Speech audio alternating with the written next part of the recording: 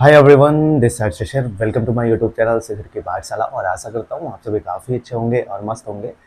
तो आप सभी को पता है कि we all are preparing for our upcoming KVS PRT 2025। और जो में रेलवे पीआरटी की वैकेंसी आई है उसकी दोनों जो प्रोफेशनल एबिलिटी है या टीचिंग एप्टीट्यूड कह सकते हैं उसकी क्लासेस हम लोग कर रहे हैं।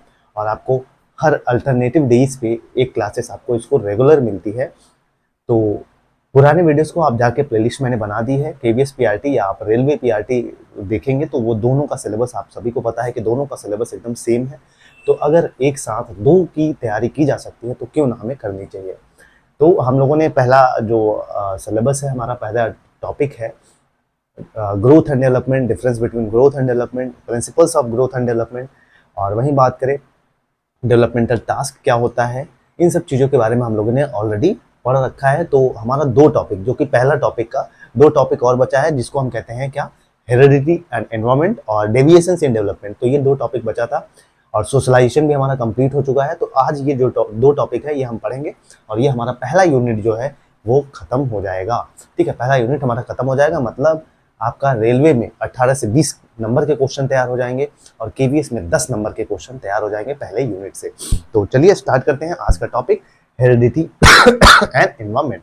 ठीक है, वंशानुक्रम एवं वातावरण। ये टॉपिक बहुत पहले ही पढ़ लेना चाहिए था हमें, लेकिन कोई बात नहीं।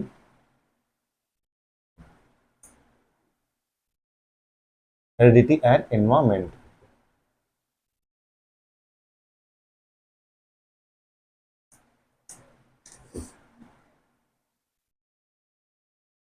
मतलब वंशानुक्रम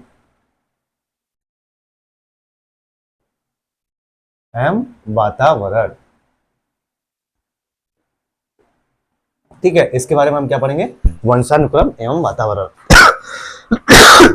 तो भाई सबसे पहली बात कर लेते हैं वंशानुक्रम, हेरिडिटी क्या होती है। ठीक है, पहली चीज आपके समझते हैं कि हेरिडिटी क्या होती है, जिसको हम क्या कहते हैं, वंशानुक्रम कहते हैं।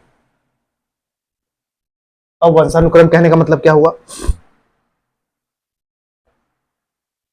वंशानुक्रम कहने का क्या मतलब हुआ भाई, देखिए जो हमारा ह्यूमन डेवलपमेंट है, ठीक है, जो हमारा ह्यूमन डेवलपमेंट है या मानव विकास है, ठीक है, ह्यूमन डेवलपमेंट या मानव विकास है, ये हमारा दो चीजों पे निर्भर करता है।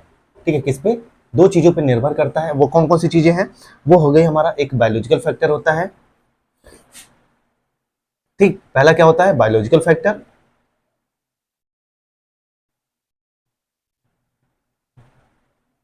और दूसरा हमारा क्या होता है, दूसरा हमारा क्या होता है, दूसरा हमारा होता है सोशल फैक्टर। Social factor. अब भाई बायोलॉजिकल फैक्टर में क्या आ जाता है हमारा, बायोलॉजिकल फैक्टर को हम क्या कहते हैं, जैविक कारक। इसको हम क्या कहते हैं, जैविक कारक। और इसको हम क्या कहते हैं, सामाजिक कारक। इसको हम क्या कहते हैं, सामाजिक कारक कहते हैं। तो अब यहीं से निकल के आता है जैविक कारक कहने का क्या मतलब है, बायोलॉजिकल फैक्टर कहने का क्या मतलब है कि भाई हमारे माता पिता, ठीक है, जो चीजें हमारे माता पिता से ट्रांसफर होकर हमारे बच्चों के अंदर आती हैं या हमारे अंदर आती हैं, उसी को हम क्या कहते हैं, वंशानुक्रम बोलते हैं। ठीक है, क्या बोलते हैं, वंशानुक्रम बोलते हैं या हेरिडिटी बोलते हैं, इसको हम हेरिडिटी बोलते हैं। वही सामाजिक कारण, ये आपको भी पता है, समाज में रहते हैं तो ये इसको हम क्या कहते हैं, वातावरण। ठीक है, वातावरण या क्या कहते हैं इसको, एनवायरमेंट। ठीक है, तो भैया मैंने क्या बताया कि भैया हमारा जो मानव विकास है, ह्यूमन डेवलपमेंट है, ये दो फैक्टर्स पे डिपेंड करता है। ठीक है, और दो फैक्टर्स कौन कौन से हैं, पहला फैक्टर होता है हमारा बायोलॉजिकल फैक्टर होता है। ठीक है, बायोलॉजिकल फैक्टर कहने का मतलब है कि जैविक कारक होता है। वहीं दूसरा फैक्टर हमारा क्या होता है, सोशल फैक्टर होता है, जिसको हम क्या कहते हैं, सामाजिक कारक कहते हैं। तो भैया बायोलॉजिकल फैक्टर क्या होता है, तो जो भी चीजें हमारे माता पिता से हमारे पेरेंट्स से हमारे बच्चों में ट्रांसफर होती हैं, जो बायोलॉजिकल चीजें ट्रांसफर होती हैं, जो गुड क्वालिटीज ट्रांसफर होते हैं, जो जीन्स या क्रोमोजोम्स ट्रांसफर होते हैं, इसी को हम क्या कहते हैं, इसी को हम कहते हैं हमारा क्या, हमारा बायोलॉजिकल फैक्टर मतलब हेरिडिटी बोलते हैं, वंशानुक्रम बोलते हैं। ठीक है, तो वंशानुक्रम इसको बोलते हैं। और वहीं मैंने वातावरण की बात की तो सोशल फैक्टर दूसरा था। दूसरा फैक्टर क्या था, सोशल फैक्टर, जिसको हम कहते हैं सामाजिक कारक। अब हम समाज में रहते हैं, सोसाइटी में रहते हैं, तो वो क्या है, हमारा हमारा एनवायरमेंट ही तो हुआ। ठीक है, तो ये हमारा वातावरण हुआ, दूसरा फैक्टर क्या हुआ, एनवायरमेंट हुआ। ठीक है, तो आइए अब पढ़ते हैं बारी बारी से। ठीक है, एक कॉन्सेप्ट डेवलपमेंट डेवलप करने की बात की मैंने, ताकि आपके दिमाग में आए, ठीक है।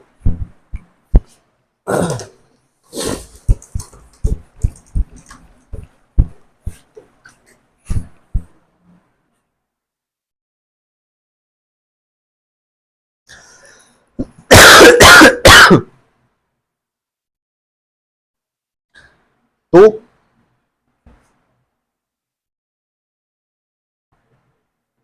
अब बात करते हैं वंशानुक्रम की। वंशानुक्रम, या क्या कहते हैं इसको हम, हेरिडिटी कहते हैं। हेरिडिटी, आप सभी को पता है भाई कि वंशानुक्रम कहने का क्या मतलब है, कि जो हमारे जो भी चीजें हमारे मदर फादर, ठीक है, मदर फादर से किसके अंदर आती हैं, मदर फादर से, ठीक है, ट्रांसफर होके आती हैं चिल्ड्रन या चाइल्ड्स के अंदर, ठीक है, बायोलॉजिकली, कैसे, बायोलॉजिकली, ठीक है, बायोलॉजिकली आते हैं। इसी को हम क्या कहते हैं, इसी को हम कहते हैं क्या, हमारा, इसको हम कहते हैं क्या, हमारा वंशानुक्रम कहते हैं। कहने का मतलब है, सिंपल है, ठीक है, ये आप भी पढ़ेंगे, डेफिनेशन इतना पूछता नहीं, कि भाई माता पिता से जो भी हमारे जैविक गुण या बायोलॉजिकल फैक्टर है जो हमारे बच्चों में ट्रांसफर होते हैं, उसी को हम क्या कहते हैं, इसी को हम कहते हैं क्या, वंशानुक्रम कहते हैं, ठीक है, वंशानुक्रम कहते हैं।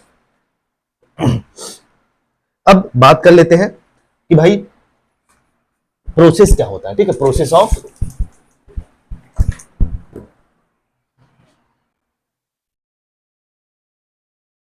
अब बात कर लेते हैं प्रोसेस ऑफ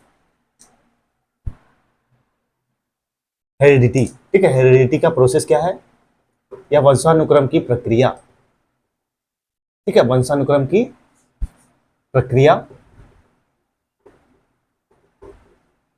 ये बात कर लेते हैं। तो भाई आपको भी पता है, ठीक है, जर्म सेल, जिसको हम क्या बोलते हैं, जिसको हम बोलते हैं उत्पादक कोष, उत्पादक कोष बोलते हैं। अब ये जर्म सेल क्या करता है भाई, ये हमारा डिवाइड होता है किसमें, पितृकोष, ठीक है, किसमें, पितृकोष कहते हैं, या जिसको हम क्या बोलते हैं, स्पर्म बोलते हैं, ठीक है, क्या स्पर्म बोलते हैं। और वहीं इसमें कितने होते हैं, 23 क्रोमोजोम्स होते हैं, ठीक है, क्रोमोजोम्स होते हैं। और वहीं दूसरा मैंने क्या बताया, दूसरा मातृकोष होता है, ठीक है, मातृकोष होता है, जिसको हम क्या बोलते हैं, ओवम बोलते हैं, ठीक है, क्या बोलते हैं, ओवम बोलते हैं। ओवम में कितने होते हैं, 23 क्रोमोजोम्स होते हैं, ठीक है, 23 क्रोमोजोम्स होते हैं, ठीक है, गुणसूत्र। अब ये क्या करते हैं भाई, ये दोनों मिलके, ये दोनों मिलके, ये इधर से आए, ये भाई साहब इधर से आए, और मिलके क्या करते हैं, संयुक्त कोष बनाते हैं, या जाइगोट बनाते हैं, ठीक है, क्या, जाइगोट बनाते हैं, जिसको हम क्या बोलते हैं, संयुक्त कोष, संयुक्त कोष बोलते हैं, ठीक है। ये कितने, 23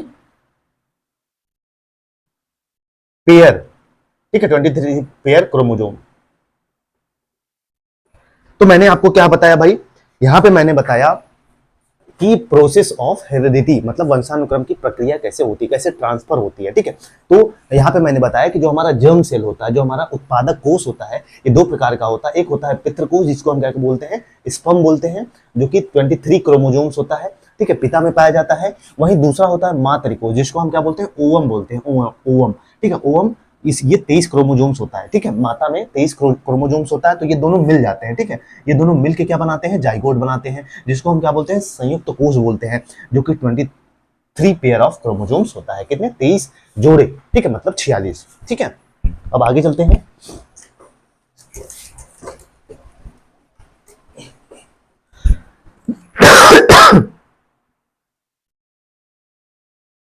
अब अब जीन कैसे डिसाइड होता है भाई, ठीक है, जीन, जिसको हम क्या बोलते हैं, पित्रैक बोलते हैं,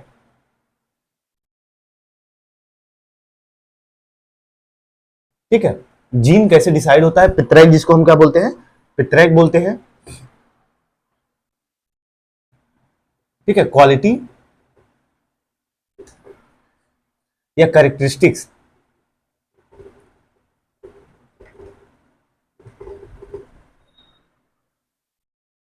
ठीक है, डिसाइड करना या निर्धारण करना, ठीक है। मतलब जीन कैसे मतलब जीन की वजह से हम कैसे डिसाइड करते हैं कि जो हमारा क्या है, जो हमारा क्वालिटी, जो हमारे अंदर गुण और जो हमारे विशेषताएं हैं वो ट्रांसफर होती हैं। उसके लिए क्या रिस्पॉन्सिबल होता है, हमारा जीन्स रिस्पॉन्सिबल होता है, ठीक है, जीन रिस्पॉन्सिबल होता है। अब बात करें, ठीक, ये मैंने बताया कि भैया जो जीन है हमारा वो रिस्पॉन्सिबल होता है किसके लिए, क्वालिटीज जो हमारे अंदर आती है हमारे माता पिता से और हमारे पेरेंट्स से जो आती है, ठीक है, जो कैरेक्टरिस्टिक्स आती है उसके लिए रिस्पॉन्सिबल कौन सा है, जीन रिस्पॉन्सिबल है। अब आइए बात कर लेते हैं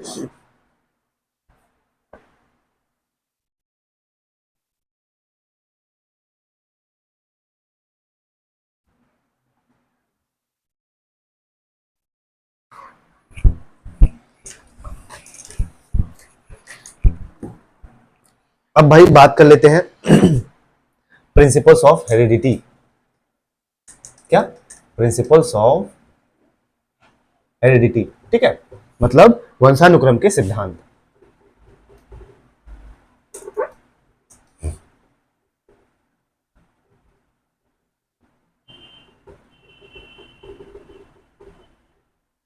किसके बारे में, वंशानुक्रम के सिद्धांत के बारे में बात करते हैं। इसमें बात करें तो भैया हमारा 3 प्रकार का होता है, ठीक है। पहला क्या है हमारा, समानता का सिद्धांत। क्या है हमारा, समानता का सिद्धांत, या इसको हम क्या बोलते हैं, इसको हम बोलते हैं प्रिंसिपल ऑफ रिजेम्बलेंस। क्या, प्रिंसिपल ऑफ रिजेम्बलेंस, ठीक है, जिसको हम क्या बोलते हैं, समानता का सिद्धांत बोलते हैं या प्रिंसिपल ऑफ रिजेम्बलेंस बोलते हैं, ठीक है। इसमें क्या होता है, सेम, समानता का मतलब ही क्या होता है भाई, सेम होता है, ठीक है, सेम होता है। तो कहने का मतलब है ये जो प्रिंसिपल ऑफ रिजेम्बलेंस है कि मतलब जैसा माता होता है, मतलब या जैसा कोई भी जंतु है, जानवर है, वैसे ही सेम वो उसका बच्चा होता है, ठीक है, उसी की तरह बच्चा होता है। जैसे एग्जाम्पल के तौर पे मैंने क्या कहा, एग्जाम्पल में पे मैं कहूं तो एनिमल अगर कोई है, ठीक है, कोई जानवर है, कोई जानवर है, तो उसका बच्चा क्या, जानवर ही पैदा होगा, ठीक है।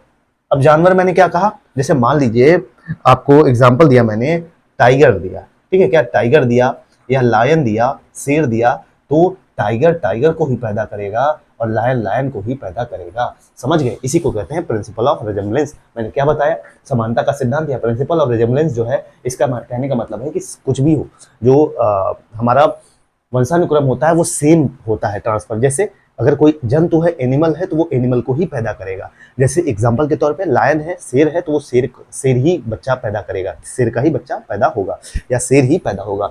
और टाइगर, चीता है तो चीता ही पैदा करेगा, ऐसा नहीं है चीता है तो हाथी पैदा कर देगा, ठीक है, तो ऐसा होता है। और ह्यूमन आपको भी पता है, ठीक है, ह्यूमन, इसमें ये बात अलग है कि मेल या फीमेल हो, ठीक है, ये बात अलग है, ये दिमाग मत लगाने लगना। इसी में कई लोग दिमाग लगा रहे होंगे कि चीता है तो चीता ही पैदा करेगा, मेल फीमेल हो वो बात की फैक्टर होती है, वो बायोलॉजिकल फैक्टर डिसाइड करता है, ठीक है। अब आगे चलते हैं, दूसरा,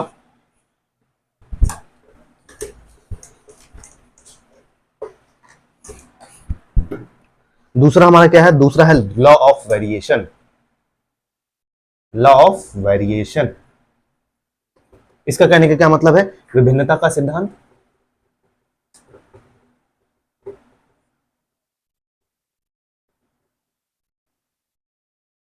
विभिन्नता का सिद्धांत या लॉ ऑफ वेरिएशन, जिसमें क्या होता है भाई, इसमें कहने का क्या मतलब है कि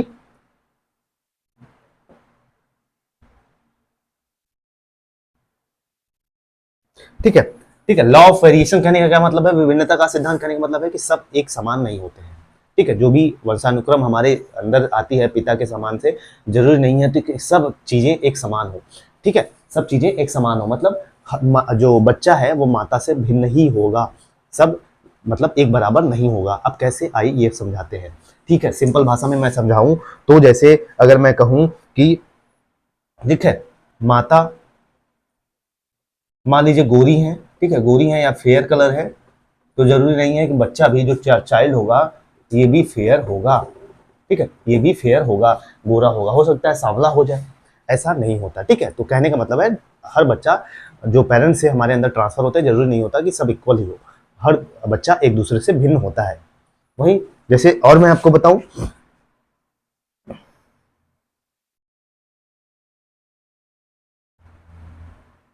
मान लीजिए भैया ये अमन है, ठीक है, अमन है, इनके पिताजी जो हैं बहुत सॉफ्ट नेचर के हैं, बहुत सॉफ्ट नेचर के हैं, ठीक है। और अमन अमन भैया जो हैं, अमन एकदम किस टाइप के निकल गए, ये एकदम इनका जो बच्चा हुआ, इनका एकदम कठोर टाइप का निकल गया, ठीक है, हार्श टाइप का निकल गया, क्या हार्श टाइप का निकल गया। तो जरूरी नहीं है, एग्जांपल से समझ जाओ, मैंने यही कहा कि लॉ ऑफ वेरिएशन का प्रिंसिपल यही कहता है कि सभी एक समान नहीं होते, अपने माता पिता के जो भी जीन्स ट्रांसफर होते हैं, हो सकता है माता पिता बच्चों से अलग होता है, वो चाहे गुड में हो, चाहे क्वालिटीज में हो, वो चाहे बिहेवियर में हो, ठीक है, वो डिफरेंस होते हैं, हर लोग हर बच्चा एक दूसरे से अलग होता है। जैसे एग्जाम्पल दिया मैंने, ये हो सकता है माता पिता का कलर फेयर हो, बच्चे का कलर जरूरी नहीं है कि फेयर ही हो सकता है सांवला भी बच्चा हो जाए। अब दूसरा मान लीजिए पिता है, ठीक है, ये अमन के पिताजी है जो कि बड़े सॉफ्ट और बहुत कोमल नेचर के हैं, वही उनका बच्चा जो है उनका ठीक अपोजिट निकल गया, बड़ा दुष्ट निकल गया, ठीक है।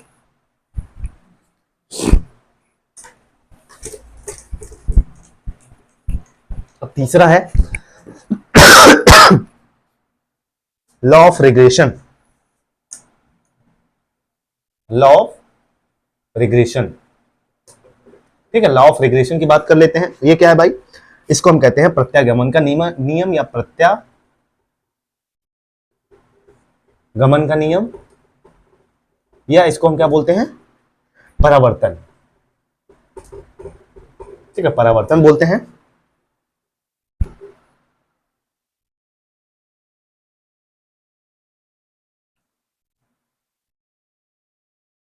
इसमें क्या होता है, लॉ ऑफ रिग्रेशन ये कहता है भाई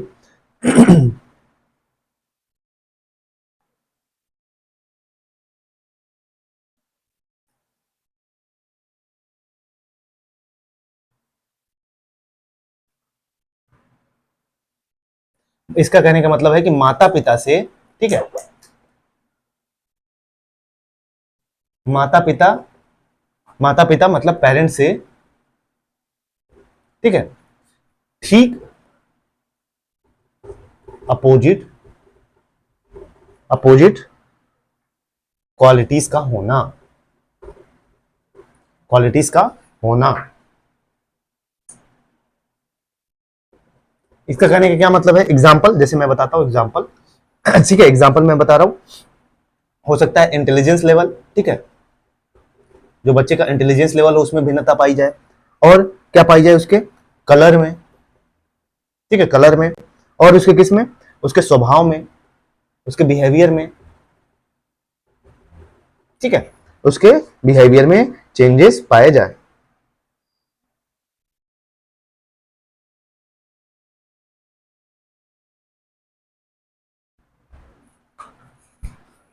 सॉरी, एक मिनट रुकिए,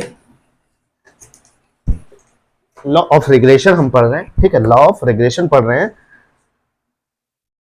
तो इसमें मैंने क्या बताया कि पेरेंट्स से अपोजिट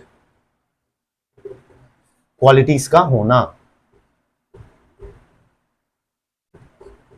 ठीक है, पेरेंट्स से अपोजिट क्वालिटीज का होना। जैसे एग्जांपल समझ लो, मान लीजिए हिरण्यकश्यप है भाई हिरण्यकश्यप का नाम आपने सुना होगा, और वहीं उनका जो बेटा है वो प्रहलाद, ठीक है, वो प्रहलाद कितना अच्छा था। तो ठीक इसी तरह, ठीक है, हिरण्यकश्यप का बेटा हिरण्यकश्यप जैसे ही थे, उसके ठीक अपोजिट क्वालिटीज का बच्चा उनका हो गया, ठीक है। तो वो ये क्या है, हमारा लॉ ऑफ रिग्रेशन है। प्रत्यागमन का नियम यही कहता है कि हमारे जो पेरेंट्स हमारे माता पिता हैं, उनके ठीक अपोजिट गुणों का होना क्या कहलाता है, लॉ ऑफ रिग्रेशन कहलाता है, ठीक है। आइए कुछ और है नियम, उसको पढ़ते हैं।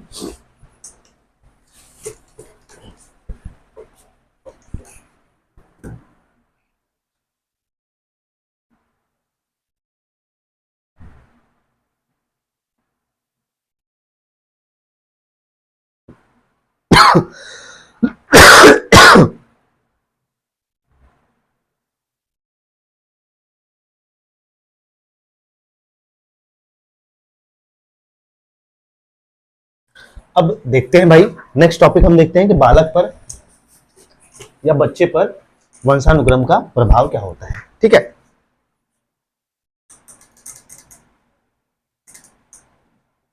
बालक के विकास पर वंशानुक्रम का प्रभाव।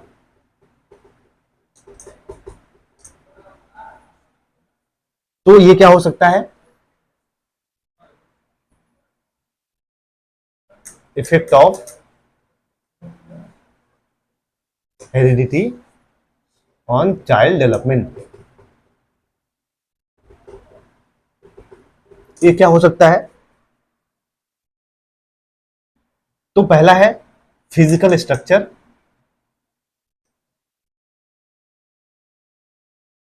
ठीक है, फिजिकल स्ट्रक्चर हो सकता है। और क्या इसमें क्या हो सकता है,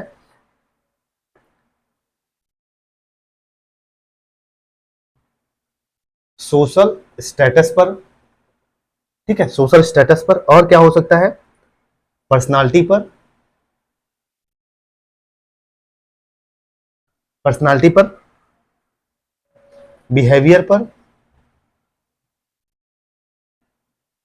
और किस पे हो सकता है,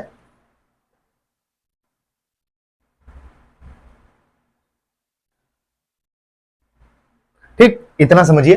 देखिए मैंने यहाँ पे कहा, क्या कहा कि जो हमारा हेरिडिटी, जो वंशानुक्रम होता है, उस पे बच्चे के विकास पर कैसे प्रभाव करता है, तो उसके बारे में मैंने बताया। तो पहले मैंने बताया फिजिकल स्ट्रक्चर कैसे प्रभाव करता है। आइए इसको देखते हैं। फिजिकल स्ट्रक्चर को हम क्या बोलते हैं, शारीरिक गठन एवं बनावट,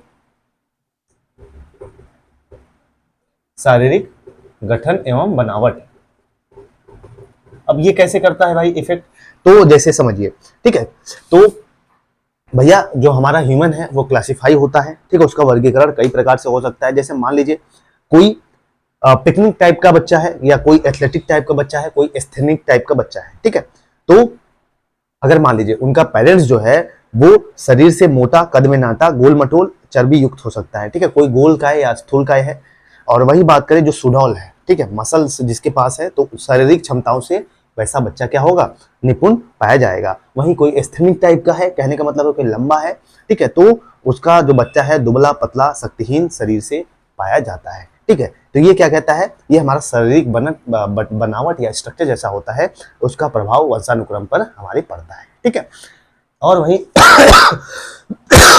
सोशल स्टेटस, मतलब सामाजिक स्थिति पर प्रभाव। ये क्या कहता है, मतलब कहने का मतलब है कि जो गुणवान एवं प्रतिष्ठित माता पिता की संतान ही प्रतिष्ठा प्राप्त करता है। बिल्कुल भाई, जो बच्चा अच्छा होता है समाज में, देखेंगे आप, ठीक है, उसकी सोशल स्टेटस कैसा है, समाज में अच्छा है, तो उसके माता पिता की भी इज्जत होती है, ठीक है। और वही बात करें मैंने, पर्सनालिटी पर प्रभाव पड़ता है, बिल्कुल पर्सनालिटी पर प्रभाव पड़ता है। जैसे माता पिता होते हैं वैसे ही देखेंगे आपका बच्चा कभी कभी बहुत जैसे बिहेवियर करता है, जो भी एक्ट करता है उसी के अकॉर्डिंग बच्चा भी करता है। बच्चे का पर्सनालिटी, अगर फादर का पर्सनालिटी डेवलपमेंट अच्छा है तो बच्चे का भी होता है, जनरली आप देखेंगे। वहीं बात करें, ठीक है, जैसे मान लीजिए स्त्री सहनशीलता होती है उनके अंदर, कोमल होती है, सॉफ्ट टाइप की होती हैं, और स्नेह मतलब लवेबल होती हैं। वहीं पुरुष जो होते हैं वो कठोर स्वभाव के होते हैं, हार्ड होते हैं, मेहनती होते हैं, ठीक है, और बुद्धिमान होते हैं। तो ये पर्सनालिटी को लेके हो गया। अब बिहेवियर, व्यवहार में परिवर्तन, बिल्कुल जैसे माता पिता करते हैं, बिहेव करते हैं, वैसे ही बच्चा भी करता है, ठीक है। तो ये हमारे वंशानुक्रम का प्रभाव है। इतना क्वेश्चन पूछता नहीं यहाँ से, तो सिंपली सुन लीजिए इसको बस, ठीक है। अब आगे चलते हैं।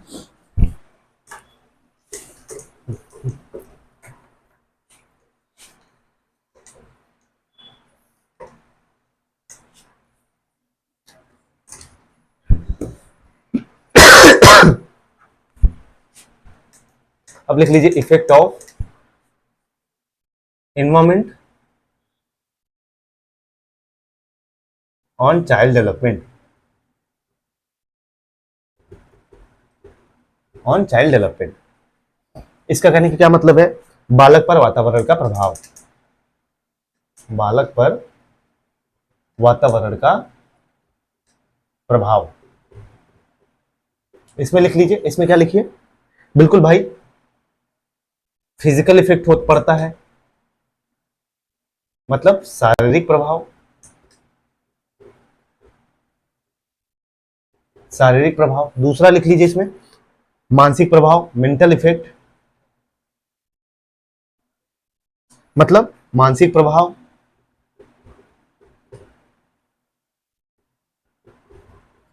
वहीं तीसरा लिख लीजिए इसमें बुद्धि पर प्रभाव।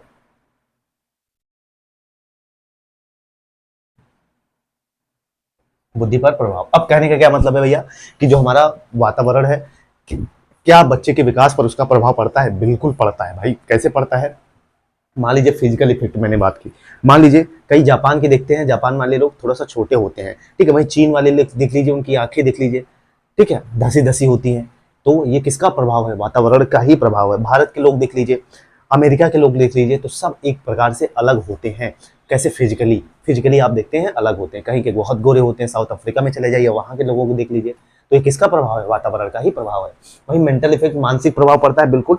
अगर कोई शहरी क्षेत्र में है तो उसका विकास देख लीजिए, उसका मानसिक विकास देख लीजिए। और कोई वहां पे जरूरी नहीं है, ठीक है, एक्सेप्शन हर जगह होता है। और कोई भूमध्य रेखा पे है, उसका विकास देख लीजिए।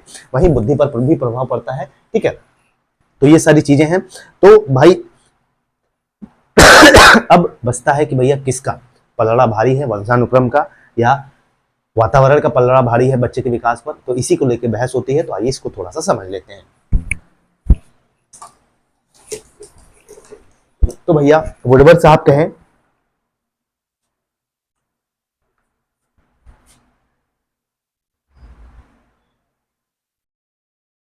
तो जो भैया इसी को कहा गया, ह्यूमन डेवलपमेंट को कहा गया, जो हमारा मानसिक विकास है या मानव विकास है, ठीक है, हमारा मानव विकास है, ये किसका परिणाम है? ये मानव विकास है हमारा, किसका परिणाम है? ये मानव विकास जो हमारा है किसका परिणाम है? ये हमारा हेरिडिटी इनटू एनवायरमेंट, मतलब हमारा वंशानुक्रम वातावरण दोनों का प्रभाव है, ठीक है, दोनों का प्रभाव है। वंशानुक्रम एवं वातावरण दोनों का प्रभाव है हमारे ऊपर, ठीक है। किसका? वंशानुक्रम और वातावरण दोनों का प्रभाव है। तो यहाँ पे छिड़ जाता है कि भैया कुछ जो साइकोलॉजिस्ट रहते हैं वो कहते हैं कि नहीं वंशानुक्रम का ज्यादा प्रभाव होता है, कुछ कहते हैं नहीं वातावरण का ज्यादा प्रभाव होता है। तो अंत में ये कंक्लूजन निकलता है कि जो भैया वुडवर्ड साहब, कौन कहते हैं? वुडवर्ड साहब कहते हैं, ठीक है। ये वुडवर्ड साहब ने कहा, ये कंक्लूजन किसने निकाला? वुडवर्ड साहब ने निकाला कि भैया जो हमारा बच्चा है, बच्चे के विकास पर हेरिडिटी और एनवायरमेंट का दोनों का प्रभाव पड़ता है, ठीक है। दोनों का क्या प्रभाव पड़ता है? इक्वली। जरूरी नहीं है कि, क्योंकि ये जो हमारा हेरिडिटी होता है, ठीक है, हेरिडिटी जो होता है ये स्टैटिक होता है, ठीक है। ये क्या होता है? स्टैटिक होता है, ठीक है, स्थिर होता है। वहीं जो हमारा एनवायरमेंट है ये क्या होता है? डायनेमिक होता है। डायनेमिक कहने का क्या मतलब है? ये हमेशा चेंजेबल होता है, ठीक है, हमेशा चेंजेस होते रहते हैं इसमें। तो इसीलिए इसका भी 50% और इसका भी 50% योगदान है, ठीक है। दोनों का हमारे विकास पर 50-50% योगदान है। तो ये हमारा छोटा सा प्यारा सा टॉपिक हेरिडिटी और एनवायरमेंट खत्म हो गया। आइए छोटा सा टॉपिक बचा है डेविएशंस इन डेवलपमेंट, तो इसको हम पढ़ लेते हैं।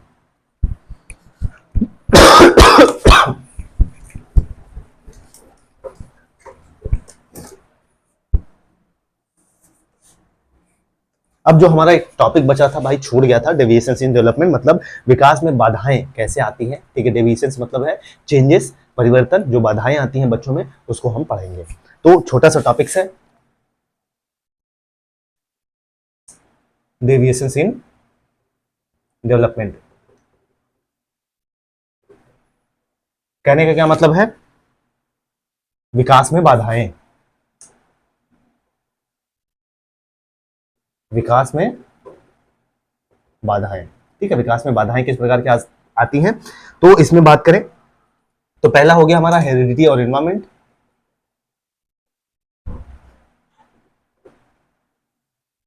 ठीक है। वही दूसरा हमारा क्या हो गया? Poor health, sorry, poor health. और क्या हो गया? तीसरा क्या हो गया हमारा? इनएडिक्वेट न्यूट्रिएंट्स,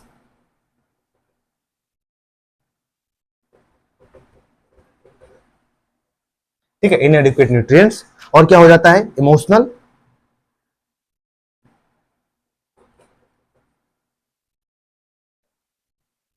इमोशनल डिप्रिवेशन। और क्या होता है हमारा इसमें? Lack of motivation to learn, ठीक है, lack of motivation to learn, ठीक है। इसका कहने का क्या मतलब है? इसका कहने का क्या मतलब है, देखिए यहाँ पे सुनिए, हेरिडिटी एंड एनवायरमेंट मतलब वंशानुक्रम एवं वातावरण, हिंदी वाले भी लिख ले भाई।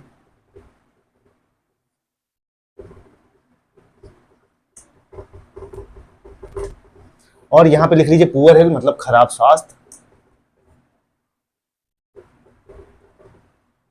और लिख लीजिए इनएडिक्वेट न्यूट्रिएंट्स मतलब अपर्याप्त पोषण,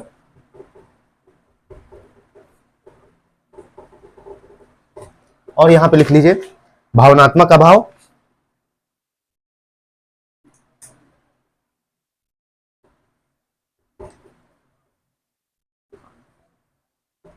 भावनात्मक अभाव, और क्या लिख लीजिए यहां पे, सीखने के लिए प्रोत्साहन में कमी,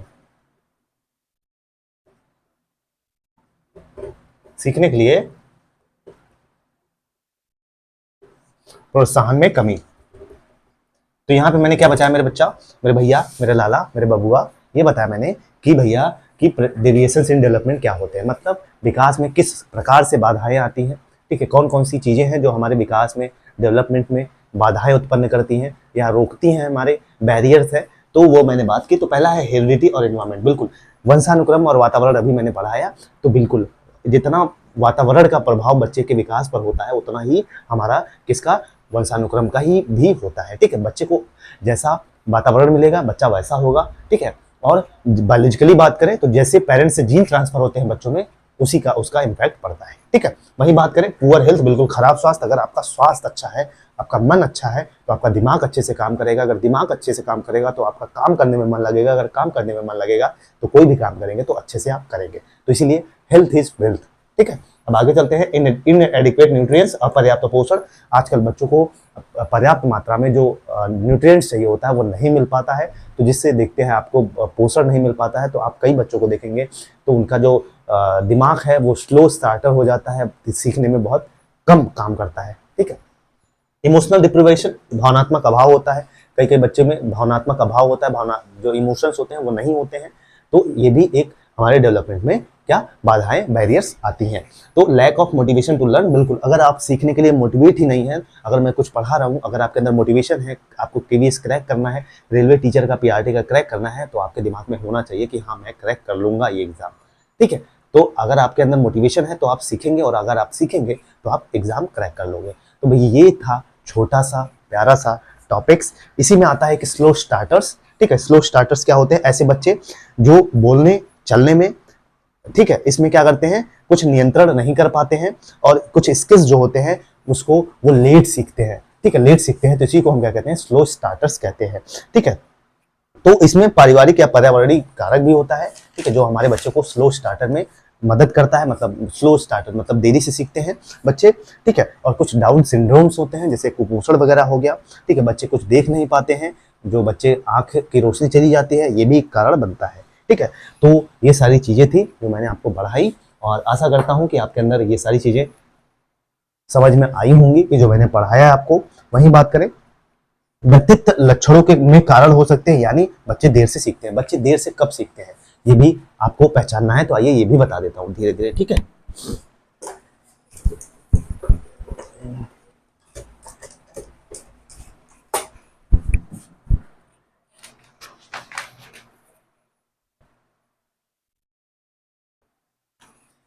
ठीक है, स्लो स्टार्टर्स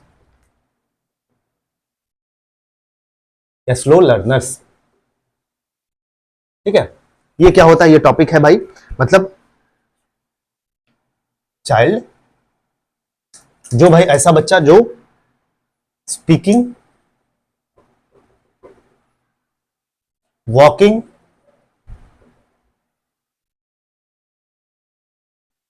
ठीक है, या आप कह सकते हो एक्सेट्रा लिख लो आप, ठीक है, राइटिंग भी लिख सकते हो आप इसमें, या जो भी अदर स्किल्स है, ठीक है, जो अदर स्किल्स हैं, अदर स्किल्स हैं, तो इनको सीखने में, ठीक है, सीखने में क्या करता है, लर्न करने में देरी हो जाती है इससे, ठीक है, देरी हो जाती है, मतलब सही टाइम पे सही चीज बच्चा जो स्किल्स है वो नहीं सीखता है, तो ये ऐसे बच्चे क्या होते हैं, ऐसे बच्चे स्लो स्टार्टर या स्लो लर्नर्स होते हैं, ठीक है। और इसमें क्या होता है, तो भैया इसको पेरेंट्स को क्या करना है, इसमें इसमें पेरेंट्स को जो कारण है, ठीक है, कारण जानना है, ठीक है, कारण जानना है, पेरेंट्स को क्या करना है, कारण जानना है कि भैया हमारा बच्चा जो है स्लो स्टार्टर या स्लो लर्नर क्यों है। अब उसको कैसे पता करेंगे, आइए ये मैं बताता हूँ, ये कारण कौन कौन से हो सकते हैं। इसमें पहला कारण क्या हो सकता है हमारा, फैमिली एंड इन्वायरमेंटल फैक्टर। दूसरा क्या हो सकता है इसमें, दूसरा हमारा क्या हो सकता है,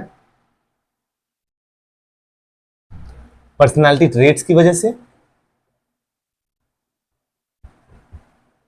पर्सनालिटी ट्रेट्स की वजह से। तीसरा क्या हो सकता है, डाउन सिंड्रोम, डाउन सिंड्रोम। चौथा क्या हो सकता है,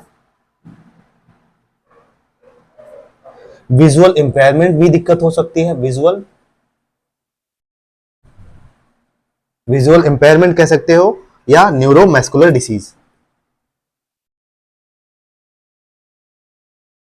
न्यूरोमस्कुलर डिसीज। कहीं ये कारण तो नहीं, और क्या कह सकते हो। तो ये सारे फैक्टर्स हैं। मेरा कहने का क्या मतलब है कि जो बच्चा आपका स्लो स्टार्टर है, कोई भी स्किल्स, लर्निंग, स्पीकिंग, वॉकिंग, अगर देरी से सीख रहा है तो बच्चे स्लो स्टार्टर हो जाता है। तो इसमें क्या करना है, पेरेंट्स को जानना होता है कि कौन कौन से कारण हैं बच्चे को हमारे स्लो स्टार्टर बना रहे हैं। तो मैंने इसमें क्या कहा, फैमिली और इन्वायरमेंटल फैक्टर हो सकते हैं, परिवार के कुछ कारण हो सकते हैं, हो सकता है परिवार का वातावरण अच्छा हो, ठीक है, तो ये भी एक स्लो स्टार्टर का रीजन होता है। वही मैंने बात किया दूसरा, पर्सनालिटी ट्रेट्स, जो बच्चे में क्या होती है, जो व्यक्तित्व के लक्षण होते हैं, अगर बच्चे में सही समय पे नहीं दिखाई दे रहे हैं तो ये बच्चे देर से सीखते हैं। वहीं मैंने क्या कहा, डाउन सिंड्रोम, लाइक जैसे कुपोषण हो गया बच्चे को, ठीक है, या कोई बीमारी हो गई, रिकेट्स हो गया, ठीक है, तो ये सेरेब्रल पाल्सी वाक जो होता है, ठीक है, तो ये सब अगर बीमारी हो गई बच्चों को, तो आपको पहचानना है कि बच्चे में अगर कोई बीमारी है तो उसका इलाज सही समय पर कराना है। वहीं विजुअल इंपेयरमेंट या न्यूरोमस्कुलर डिसीज, मतलब बच्चे को देखने में प्रॉब्लम है कहीं न कहीं, या उसको न्यूरो प्रॉब्लम है, तो आपको उसको समझना है, उसको जानना है, कारण जानना है और उसका उपाय कराना है, ताकि बच्चा आपका स्लो स्टार्टर, स्लो लर्नर न बन सके। तो इस हिसाब से हमारा पहला यूनिट जो है वो हो जाता है खत्म। तो मिलेंगे अगले टॉपिक में, अगले यूनिट में।